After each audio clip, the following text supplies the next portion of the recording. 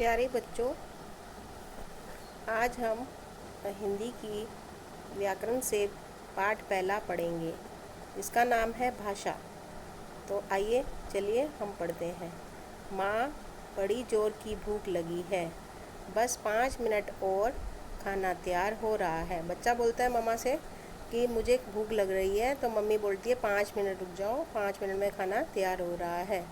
राहुल को भूख लगी है, वह बोलकर अपनी बात समझा रहा है और माताजी सुनकर समझ रही हैं। तो क्या कर रहे हैं, वो अपनी बात को बोल रहा है और मम्मी उसकी बात को समझ रही है। 2 किलो चीनी, 1 किलो दाल। अब माँ अगली फोटो में, अगली पिक्चर में माँ बोल रही है 2 किलो चीनी, 1 किलो दाल। बच्चा वो लिख रहा है कि 2 किलो चीनी, 1 किलो दाल। माताजी बोलकर अपनी बात कह रही हैं और राहुल सुनकर लिख रहा है। कुछ बातों को संकेतों से भी समझा जाता है। यातायात के नियम इसी के अंतर्गत आते हैं। कुछ बातों को इशारों से भी समझा जाता है, जैसे हम ट्रैफिक लाइट जाते हैं लाल बत्ती पे, तो हमें इशारों से समझ आ जाता है ना कि इधर जाना है उधर जाना है। इसी प्रकार से एक दूसरे की बात को समझना और समझाना ही भाषा है। क्या है? एक दूसरे की बातों को समझना और समझाना ही भाषा है। अपने विचारों को दूसरों तक पहुंचाने के लिए हम भाषा का ही प्रयोग करते हैं। ठीक है, एक दूसरे को कुछ बोलना हो, कुछ समझाना हो तो बात बोल के बताते हैं ना हम। अपनी बातों को बोलकर या लिखकर दूसरों तक पहुंचाने के साधन को ही हम भाषा कहते हैं। भाषा के कितने रूप होते हैं, आओ हम पढ़ के पता लगाते हैं। भाषा के 3 रूप होते हैं, मौखिक, लिखित और सांकेतिक।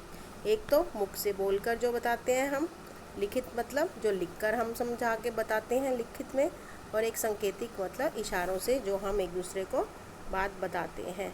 व्याकरण के अंतर्गत हम केवल मौखिक और लिखित भाषा का ही अध्ययन करते हैं। व्याकरण में हम कौन सा होता है अध्ययन? या तो बोलकर हम अपनी बात को बताते हैं, समझाते हैं, या लिखकर हम अपनी बात को बताते हैं। अपने मन के भावों या विचारों को बोलकर दूसरों को समझाना और दूसरों के भावों को सुनकर समझना मौखिक भाषा है। अब मौखिक मतलब मुंह से जो हम अपने आप दूसरों को बोलकर समझाते हैं, अपने कि हमें ये चाहिए या वो चाहिए। हम कुछ बोलते हैं ना, मम्मा हमें ये चाहिए वो चाहिए, तो बोल के बताते हैं ना कि हमें ये चीज़ चाहिए। अपने मन के भावों या विचारों को लिखकर दूसरों को समझाना और दूसरों के लिखे हुए पढ़कर समझना लिखित भाषा है। और लिखित में अगर हम कुछ लिख के बताते हैं कि हमें ये मम्मा ये हमें चाहिए, हमें ये लेके दे दो, तो मम्मा वो पढ़ के आपको या लिखित में आपको समझा के या लिखित में आंसर देती है, अच्छा ले दूँगी। तो ये हमारी लिखित, जो हम लिख के बोलते हैं वो लिखित भाषा है, और जो हम मुँह से बोल के मांगते हैं या बताते हैं वो मौखिक भाषा है। संसार के सभी प्राणी आपस में अपनी अपनी बात में बोली में बात करते हैं। सब जानवर पक्षी अपने अपने भाषा में ही बात करेंगे ना। हमारी भाषा तो नहीं बोलते वो। पशु पक्षियों की बोलियाँ, म्याऊं म्याऊं, बिल्ली क्या बोलती है?